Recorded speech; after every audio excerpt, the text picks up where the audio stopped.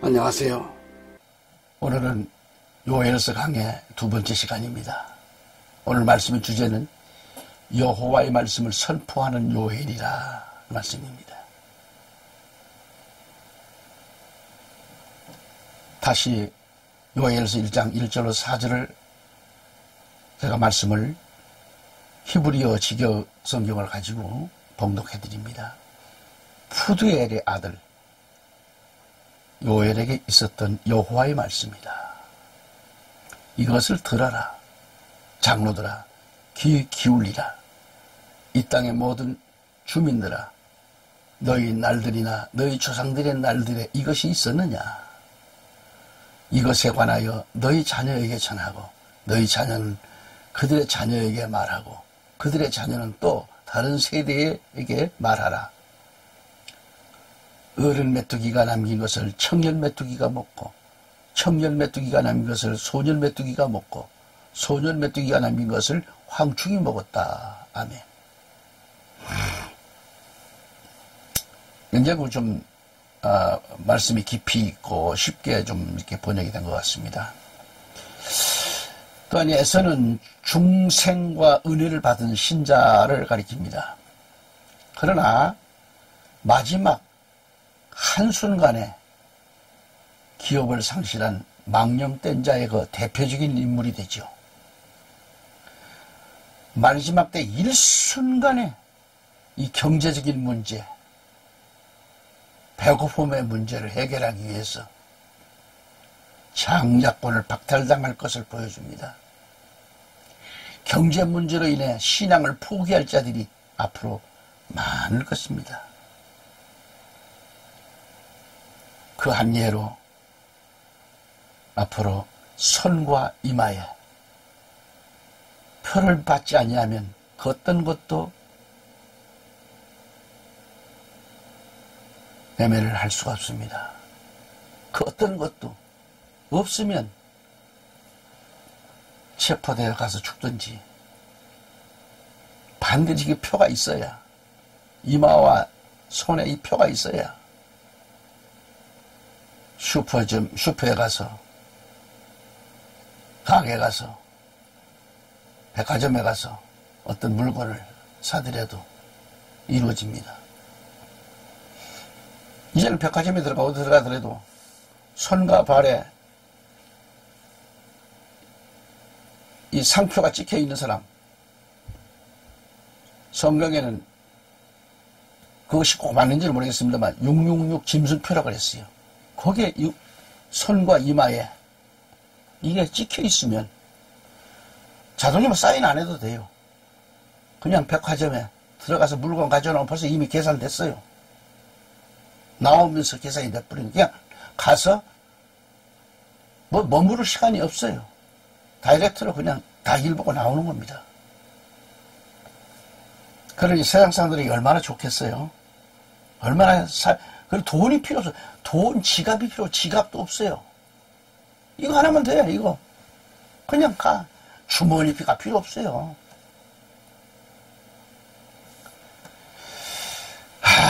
그래서 경제적인 이 문제로 신앙을 포기할 자들이 많다, 그런 얘기입니다. 에서 같은 자는 히브리서에도 밝히 말하였듯이 히브리서 6장 4절로 6절에 한번 보면은 한 번 깨우침을 받고 하늘의 선물을 맛보고 성령의 동참자가 되고 하나님의 선한 말씀과 오는 세상의 능력을 맛본 자들이 만약 떨어져 나간다면 다시 새롭게 하여 회개시킬 수 없나니 이는 그들이 스스로 하나님의 아들을 다시 십자가에 못 박아 공개적으로 조롱함이라고 되어 있습니다. 이게 무슨 얘기인가요? 신학적으로 한번 깨우침을 그렇게 받은 자, 중생한 자는 타락하지 않는다고 말하지만은, 그러나 성경은 한번 깨우침을 받고 하늘의 선물을 맛보며 성령의 동참자가 되고 하나님의 선한 말씀과 오는 세상의 능력을 맛보았다고 했는데, 이 말씀을 다시 한번 생각해 본다면 성령을 받지 않고서 어떻게 성령에 참여한 자가 참여한 바가 될 수가 있겠는가? 하나님의 선한 말씀과 오는 세상의 능력을 맛보았다고 했습니다. 그리고 확실한 믿음도 있었다는 얘기겠죠. 오는 세상, 즉 내세의 그 능력도 맛보았다고 했습니다. 다 체험을 했어요. 성령 받았고. 그러나 이러한 자들이 타락한다고 했습니다. 타락할 때는 다시 회개케 할 수 없다고 말씀하잖아요. 여러분, 이거 어떻게 할 것입니까? 이는 자기가 하나님의 아들을 다시 십자가에 못 박아 공개적으로 조롱한다고 했습니다. 예컨대 나사렛 동네에 베들레헴을 시작해서 다시 시작을 해야 됩니다. 다시 이상한 별이 출현해야 되겠고, 다시 동방박사들이 출현해야 되고, 다시 10달 동안 배가 아픈 일이 시작을 해야 되고, 다시 십자가를 져야 한다는 그런 뜻이 아니겠어요? 그렇게 되었을 때 그 사람은 구원받을 수 있다는 말입니다. 자, 그러므로 우리가 절대 쉰다는 것은 금물이에요.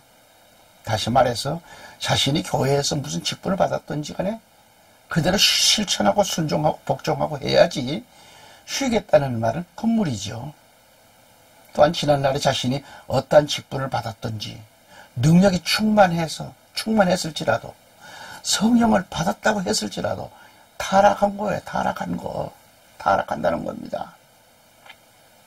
그래서 조심해야 됩니다. 에서의 동생 야곱은 바로 하나님의 택하심을 받아서 복음으로 잘 양육된 그런 십자가와 예수와 부활로 잘 양육된 하늘의 성스러운 성도의 대표입니다. 에서는 장자이지만은 영적인 차자가 되고 육적으로도 차자가 되었어요. 차자인 야곱은 장자가 되었습니다. 그래서 우리는 모두가 장자인 야곱이가 되잖아요. 우리 총회들도 보면 서로 자기들이 통합은 통합대로, 합독은 합독대로 서로가 자기 교단이 장자총회라고 말하더라고. 조그만 총회도 보면 자기가 장자총회라고 말을 하고 그럽니다. 또한 에서는 중생과 은혜를 받은 신자입니다. 그러나 마지막 한순간에 기업을 상실한 그런 망령된 자의 대표적인 인물이에요. 마지막 때 일순간에 경제적인 문제, 666 짐승표로 인해서 우리 장자권을 다 박탈당할 것을 보여주는 거예요. 경제적인 문제로 인해서. 아니, 그렇게 신앙생활을 잘 해나가다가 경제적인 문제 때문에 아버지를 배반한다는 얘기예요? 하나님을 떠납니까? 그럼 떠나면 그 이후에 기다리는 게 뭐예요? 영원히 꺼지지 않는 지옥이 누구의 것입니까? 그러니까 에서 같은 자는 히브리서에서도 밝힌 말하였듯이 위에서도 말씀드렸습니다만 다시 한번 언급을 한다면 히브리서 6장 4절로 6절에 한번 깨우침을 받고 하늘의 선물을 맛보며 성령의 동참자가 되고 성령의 하나님의 선한 말씀과 오는 세상의 능력을 맛본 자들이 만약 떨어져 나간다면 다시 새롭게 하여 회개시킬 수 없나니 그랬어요.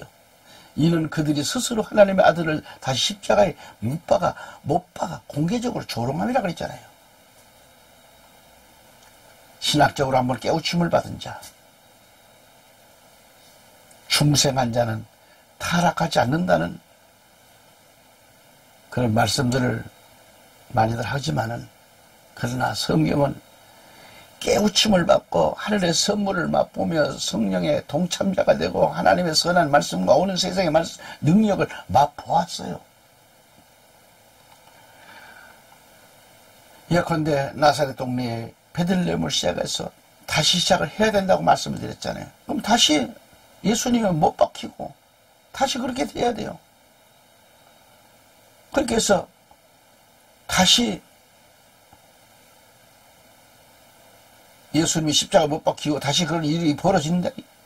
그리고 그걸 다 다시 봐야 믿음이 옵니까?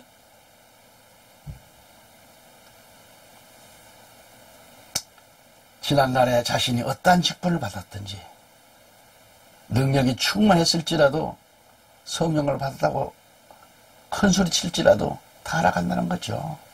그래서 조심해야 된다는 얘기를 다시 반복해 드리는 겁니다. 이 에서의 동생 야곱은 바로 하나님의 택함을 받아서 복음으로 잘 양육된 십자가와 예수와 부활로 잘 양육된 하늘의 성스러운 성도의 대표입니다. 에서는 장자이지만 영적인 차자가 되고 육적으로도 차자가 되었어요. 차자인 야곱은 장자가 되었고요.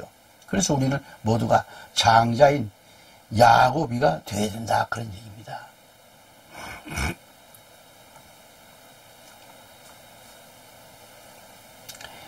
창세기 25장 26절을 보면 이삭이 60세에 두 아들을 낳았는데요. 60세에 등남을 한 겁니다. 등남을 했다 그러죠. 아들을 낳는 걸. 노아를 보면 600세에 종말을 맞이했습니다. 하나님은 여섯째 날 사람과 짐승을 만들었음을 봅니다. 오늘 본문에서 이삭은 60세의 아들 둘을 등남했어요. 그래서 어느 학자는 이를 두고 6천년 만에 약속받은 자와 탈락될 자의 비밀을 암시해 준다라고 하더라고요. 예컨대 이삭의 가정을 보면 창세기에서 이미 6천년 만에 그러한 그런 상황을 비밀로 보여주었다라는 것이 예를 들었습니다. 구원받을 자와 사랑받을 자와 구원도 사랑도 못 받고 타락될 자를 자세히 비밀로 예시해 주었다라는 것이죠.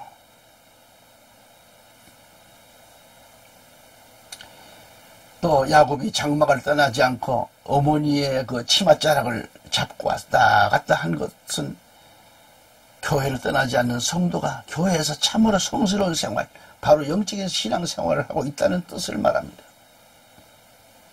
교회를 들락거리면서 신앙생활을 하다 보면 교회가 연약해 보일 때가 있습니다.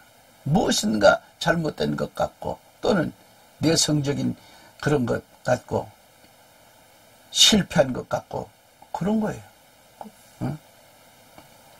야곱은 너무도 매력이 없습니다. 그러나 에서는 보지는 못했습니다만 성경적으로 말하면 털이 나 있는 사람, 털 사람이라고 그러죠. 체력적으로도 아주 우람하고 힘도 있고, 그리고 그는 뭐예요? 화살을 들고 나가서 사냥을 즐기는 사냥꾼입니다. 사냥. 그렇게 사냥을 즐기다 보니까 살결도 붉고 매력을 갖춘 자가 바로 아니겠는가. 남자다운 처질이 아니겠는가. 그러나 야곱은 장막에서 어머니 심부름이나 하고 어머니를 돕는 일을 했지만은 이것은 예수님의 피를 바로 아는 성도를 보여줘요. 그래서 마지막 때 자기의 형제도 소용이 없어요. 팥죽 한 그릇만 주면 천국과 바꿀 수 있는 그런 심정이에요.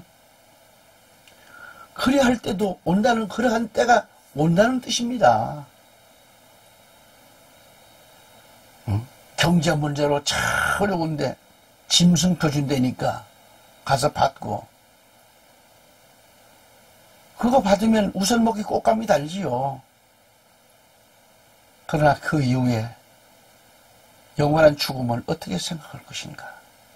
짐승의 밥이 돼가지고 저 사단 마귀가 지옥불에 던져질 때에 같이 던져질 텐데 그 아픔, 괴성, 고통, 그 처절함 어떻게 그것도 하루 이틀 끝나는 게 아니잖아요.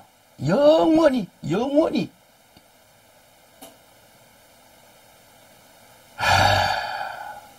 저는 목사지만은 이 말씀 한 구절 한 구절을 읽을 때 깨닫고 정말 목회자는 말도 잘해야 되고 하나님 말씀에 써서 말씀을 바로 선포해야 되겠다는 것이죠. 잘못 말한 책임을 어떻게 할 것인가.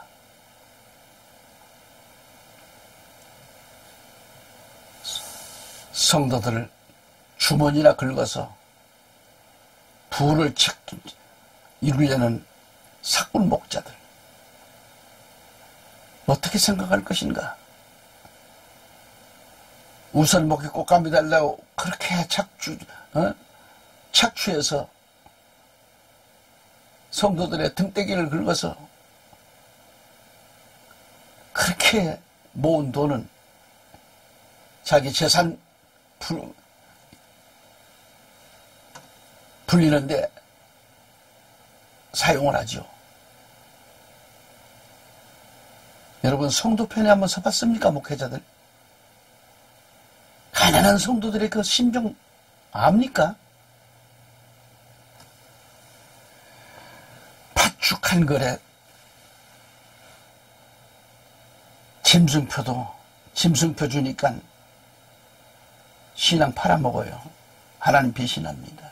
주여 합니다. 그러면서도 이미 끝났습니다. 팥죽 한 그릇만 주면 천국과 바꿀 수 있는 심정? 그럴 때가 온다는 거예요. 그러한 그림자를 우리에게 보여주고 있는 겁니다. 그때 참지 못하고 하늘의 기업을 팥죽 한 그릇에 팔아먹는 것. 이 얼마나 가슴 아픈 일입니까? 억울하지 않습니까? 지금까지 신앙생활을 해오는 것. 하늘의 기업, 저 천국을 짐승표를 받고 잠시 육신의 생각, 육신의 양식을 취하는 자들의 그림자로 보여준 것. 여러분, 이러한 자들은 아무리 회개한다고 땅을 치고 통곡하고 그때 가서 통곡해봐도 구원이 없습니다.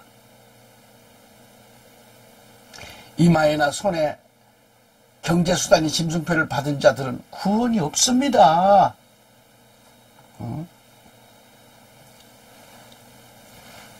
히브리 12장 15절 17절에 보면은 너희는 돌아보라 그랬어요. 돌아보아. 우리를 보고 하는 말입니다. 돌아보라는 것입니다. 성도는 자신을 돌아보라는 말씀이에요. 하나님의 은혜에 미치지 못하는 그런 자가 없도록 열심히 돌아보고 또 쓴 뿌리가 나와서 너희를 괴롭게 하거나 혹 그것 때문에 많은 사람이 더럽혀지지 않도록 하라. 음행하는 자나 한 그릇 음식을 위하여 장자 상속권을 판 에서와 같이 속된 자가 없도록 하라. 너희가 아는 바와 같이 그 후 그가 축복을 유업으로 받으려고 했을 때 거절당하였으며 눈물로 간절히 구하였지만 회개의 기회를 얻지 못하였느니라고 하신 이 말씀 말이죠. 정신 바짝 나는 말씀입니다. 에서는 장자의 상속권을 팥죽 한 그릇에 박탈당하고 아버지를 찾아와서 울며 몸부림치는 그의 모습을 우리는 어떻게 받아들여야 되는가? 그래서 한번 생각해 보세요. 에서는 눈물을 흘리면서 아버지 저는 에서입니다. 내게도 축복하여 주옵소서. 그렇게 애원을 하고 울 때에 아버지는 한마디로 뭐예요? 없다는 것입니다. 조금만이라도 단 달라고 울며 불며 했겠지요. 아니 찌꺼기라도 좀 달라고 했겠지요. 그러나 뭘 달라 했든지 간에 한 번 축복권이 건너갔으니 그 일은 안 되는 겁니다. 오늘은 여기까지도 말씀을 들으셨습니다. 끝까지 말씀을 애청해 주신 국내외 구독자 여러분, 애청자 여러분, 오늘도 내일도 주 안에서 주님 오실 그날을 바라보며 준비할 수 있는 성도들이 목회자가 되시기를 주님의 이름으로 간절히 기원합니다. 감사합니다.